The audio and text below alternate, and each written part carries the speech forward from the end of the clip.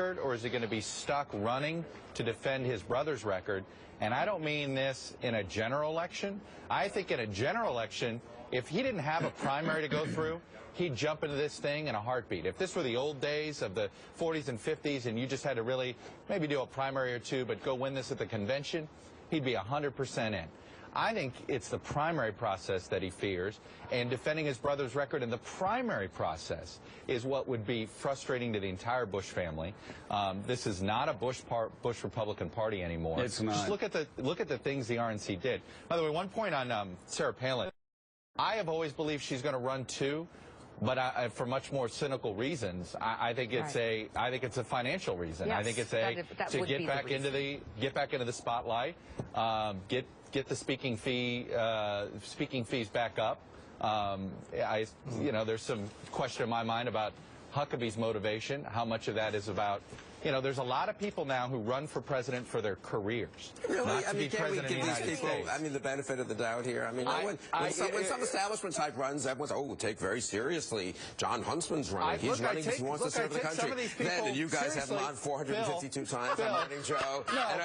And Chuck said, John Huntsman could do it. He's a very impressive governor and ambassador to China.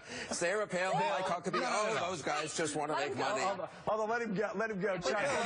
Because obviously when he talks about John Huntsman, we have obviously touched a nerve 452 times. But come on, when you have Mike Huckabee 4 years earlier, we love when Huckabee. You have Mike Huckabee, who was at 3 days before a very important primary when he actually caught fire, he skips the campaign trail to go give a speech in the Caribbean. He needed the money. He needed the money. My point is he that didn't there have are inherited people wealth that like a lot of these other guys. He doesn't need money now. Some people run for president because they see the benefit, hey, losing will make me more famous because of the way this perverted process works. So except for some this, people run for president because they're serious, they've got policy ideas they want to get out there. I'm not saying that some of these people don't have serious policies, but let's not be naive here. All right, so just you'll be cynical and say, no, I'm trying to get Huckabee's like votes when he gets out of very serious. Let me tell you about Mike Huckabee. Yes. Mike Huckabee, he had no money in Iowa. Right. We were very close to him. We had him on 452 times. Oh, no, back it was more in like 650. He did the weather. Mike Huckabee, he is a very talented guy. Mike Huckabee is not only an extraordinarily talented politician, he is also what I call a Matthew 25 Christian. Yeah. He is a guy that actually sweats out details about the poor.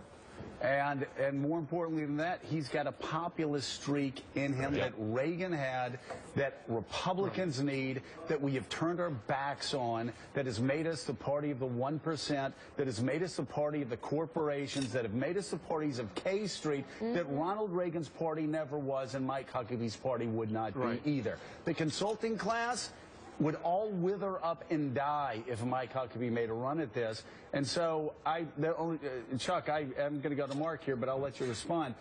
Yeah. Mark, Mike Huckabee, again, like Sarah Palin, except with more substance, Mike Huckabee's a great talent out on the campaign. I think he's the most underrated person in the field in terms of winning the nomination. People are leaving him off polls. I think someone just did the poll, either CNN or ABC. He was in first. ABC left him off. I agree. Yeah, no, you shouldn't leave him off. He is so talented. His Fox and radio platform have made him a huge deal. He's got to solve. He's got great skills too. He's incredible skills. He's got to raise money. He's got to accept the super PAC to raise money. But can I just say about Jeb real quick? 3 things. One is, I agree with Chuck. He wants to run joyfully. He also wants to run on substance. He's out there giving speeches now, testing the waters, talking about education, immigration. Can he do it serious? 2 is, to me, it's all personal and fire in the belly. I don't think he objects to navigating the nomination fight in the general election. He's got to get through that. But the third thing is, to me, all that matters for the Republicans, who can beat Hillary Clinton? And I'd say most of the people on Bill's list, if I were a Republican, I wouldn't send them into battle against Hillary Clinton. I'd send most of them. I'd send most of them in. Except for me, of course, Mark. Thank you. I said most. You and Sarah Palin. Exactly. I think the question with Huckabee is, you touched on this a little bit, can he get the money to get him through, not just winning in Iowa? But I had a question for Bill. Sarah Palin aside, do you Any women in the Republican Party who could make a serious run? Is Susana Martinez on anybody's list? Yes. I can't tell. She's been a good governor. She could try. I think she's more likely VP. I think Kelly Ayotte is a terrific senator. She really gave an excellent speech on the floor of the Senate just yesterday, or the day before maybe it was, on foreign policy, ranging and defense policy. She's actually very knowledgeable. So I think one of those two is a more likely VP probably at this point. There are a lot of interesting young candidates. It's hard to know ahead of time who's strong and who's not, as Mark knows. And I just think a lot of these people could make a good run at Hillary Clinton. They're all typically at a different generation. I think it's going to be a very substantive race, actually. I do too. And there will be debates on foreign policy, on economic policy, what's the pro-middle class, middle America agenda as opposed to the corporate agenda, how libertarian should the party be, how traditional. I think it will actually be an exciting race. I think it'd be a great one, and Kelly Ayotte really caught a lot of people's eye back when she stood up to Ted Cruz in that closed-door meeting and really spoke out for a lot of Republicans. And I think Cruz Ayotte, it would be like Reagan Bush. Cruz Ayotte, and by the way, Ted Cruz. Now we should need to talk about Ted Cruz because he's really now finding his footing in the Senate as well. I think so. He is. Chuck Todd. Well, I would just say there's an interesting list of people that Bill didn't have in there, right? He has no Paul Ryan, no Rubio, no John Thune, no Bobby Jindal, no John Kasich, no Rick Perry. No Santorum. No Santorum. I don't disagree, although I think Santorum runs no matter what. Yeah, I think a lot of those guys will look at it. My list was trying to be just my guess, obviously. Who might get there? Who might make the cut. So, but some of them won't run. I think Paul Ryan and Rubio would be formidable if they ran, obviously. I think it's interesting. I think Rubio ends up not running too. And I think, actually, I wouldn't be surprised if he decides not to run for re-election. Like, he may decide, you know what, he'll run, try the presidency, up or out. The interesting thing is going to be who from Wisconsin. I know we all assume Walker, but I think he's more interested in this than people realize. Final word to Michael Steele. Michael. Yeah, no, I think what Chuck just put on the table is, to my point, you're going to have this wonderful expansion of the party in terms of the potential nominees, but the underlying question that still needs to get solved first is who's going to best represent the ability to pull those ends together, Joe, as we've talked about on this show many times, to really tie this bow tightly so they can go and fight Hillary in 2016. Yeah. Hey, Bill, is there anybody, do I need to compliment anybody else, or did I do a good job?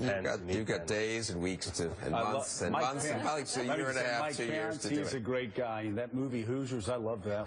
That was a great one. Go ahead. Bill Kristol, thank you. Hold on, let me check. What? Check. Okay, go ahead. Chuck, we'll see you coming up on the Daily Rundown. Thank you, Chuck. Wow. Clay Aiken. Oh, Clay Aiken, right, yes. Clay Aiken, Aiken's on the show, buddy. Awesome. Yes. Did you see him as runner-up of AI? Like a bridge over troubled water, incredible performance. Up next. I'm in that.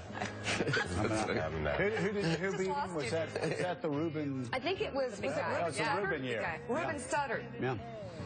Scary, huh? You're in touch with America. That's impressive. My daughter likes to sing and write songs. Are you watching it this year? Watching AI. You're A watching little bit. I like Harry How coming. about Harry? Is Harry He not the brings some star? morality to it. Seriously. Harry is a star. He He's a classes star. up the joint. He's a funny. star. He's funny. great. None of the kids know who he is. He's great. A star. They're all like, That's oh, not true. J-Lo. No. Harry's Who's doing the other guy? Keith. And then they look at him. They don't. Keith Urban. Keith Urban. Michael Bublé. Yeah. But Harry's very great. sweet. I love I've gotten to know him watching AI. Harry's great. Harry's great. And so are the good people of Louisiana, some of the best people in America. Coming up next. Hold on. Let me get Jindal there. How progressive is icon Elizabeth Warren? The new congressional vote ratings from National Journal out now. The answer may surprise you. Bill Kristol, do you think Elizabeth Warren could be a contender? Sure, if she has the nerve to take on Hillary. I think a populist campaign against Hillary would be great. And later, he became a household name on Roseanne, but now John Goodman's